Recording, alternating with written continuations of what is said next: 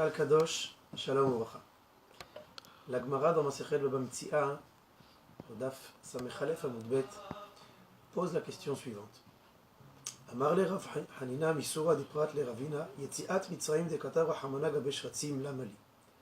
Voyons ici que Rav Hanina de la ville de Soura, qui était sur le fleuve le Frat, pose la question à Ravina. Pourquoi dans la Torah on mentionne qu'Akadosh Baruch Hu nous a sortis d'Égypte à la fin de Parashat Shmini, lorsque Akadosh Baruch Hu nous donne toute une liste de bêtes pures et impures à la consommation, et ce qu'on appelle des shratzim, des bêtes grouillantes et des bêtes rampantes, qui sont bien entendu pas cachées. Et là-bas, justement, le pasuk nous dit que tout ce qu'Akadosh Baruch Hu nous a donné comme loi de kashrut, c'est parce qu'Akadosh Baruch Hu nous a fait monter d'Égypte, Hama'ale etrem be'eretz Mitzrayim. C'est ce que nous dit le pasuk.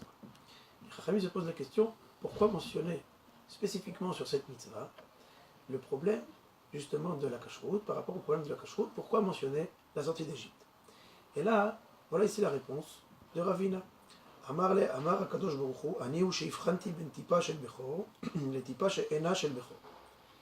Moi qui ai su faire la distinction, dit Akadosh Baruch Hu, entre l'aîné de la famille, des familles égyptiennes, et de celui qui n'était pas aîné lors de la dernière Makkah, lors de la dernière plaie de Makkah de Bechorot, la plaie des premiers-nés, avec la mort des premiers-nés. Alors Akadosh Baruch Hu nous dit de la même manière que je suis distingué qui était l'aîné de celui qui n'était pas, Ani atid lipara mimi sheme'arev kirve dagim tme'im et kirve dagim teorim ou mochram l'Israël. Je saurai justement punir celui qui fait semblant de vendre un produit à base d'œufs de poisson ou de membres intérieurs de poisson, ce qu'on appelle kirve dagim, et qui les mélange avec des poissons qui ne sont pas kshérim, et bien entendu tout ça sous un label de kashrut en disant voilà, en fait tout est kasher et personne ne peut vérifier. Et Akadosh Baruch Hu nous dit je saurais faire la distinction, comme je suis faire la distinction en Égypte, je saurais faire la distinction entre quelqu'un qui vend du kasher ou alors quelqu'un qui vend justement du pas kasher avec bien entendu un label de kashrut. Amar le Hanina ici il revient et repose la question en disant Ana hama'alek akasheli. Moi, la question que je me posais, c'est pourquoi, dans ce passage de la Torah, contrairement aux autres endroits où il est écrit Asher otseti etrem be'eretz Mitzrayim, que je vous ai fait sortir d'Égypte, pourquoi ici il est écrit que je vous ai fait monter d'Égypte?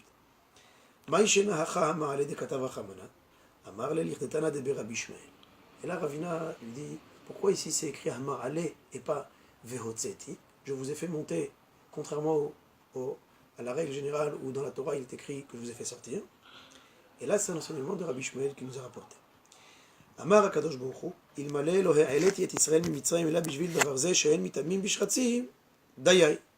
Akadosh Baruch Hu dit, si j'avais fait monter les Bnei Israël d'Égypte seulement pour ce point de halacha, que les Juifs ne se purifient pas en mangeant des bêtes impures, rien que pour cela, rien que pour cette mitzvah, ça aurait suffi.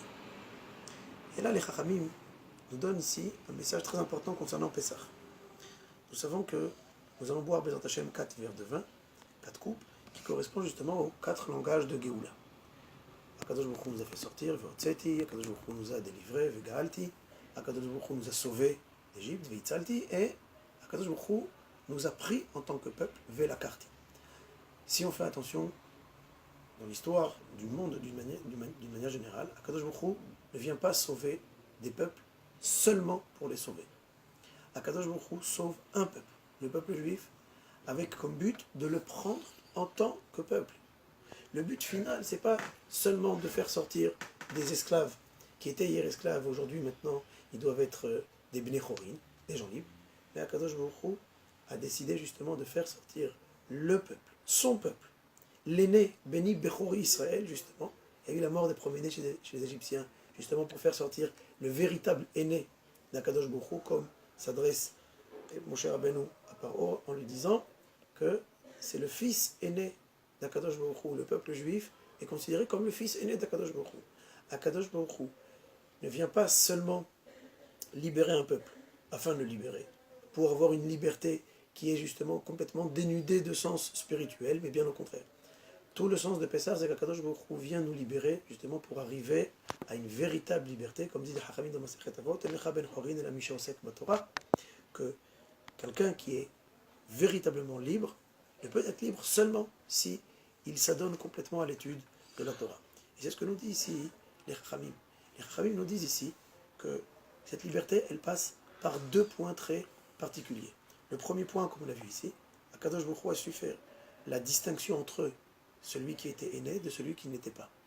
Et de la même manière, Akadosh Baruch Hu fera la distinction et saura, Chas v'Shalom, punir si quelqu'un il vient justement utiliser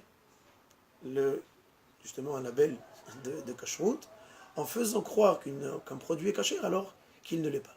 Ça veut dire qu'ici, si on fait attention, les Chachamim nous disent, il y a deux points très importants.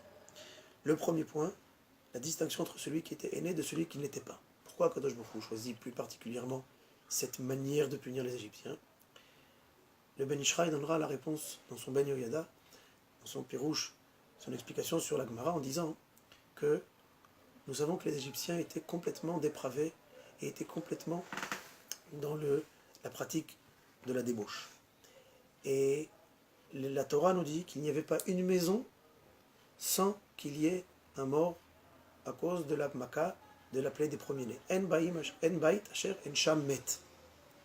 Raphaël se pose la question. Il n'y a pas de maison sans premier-né mâle, avec une fille qui était aînée et pas un mâle. Et les parents ne sont pas aînés. Pourquoi? A priori, il aurait dû avoir des maisons où il n'y a pas de mort suite à la plaie des premiers-nés. Et la réponse que nous donne le Ben Ishraï est une réponse très forte, en nous disant justement que l'inceste était tellement usité en Égypte.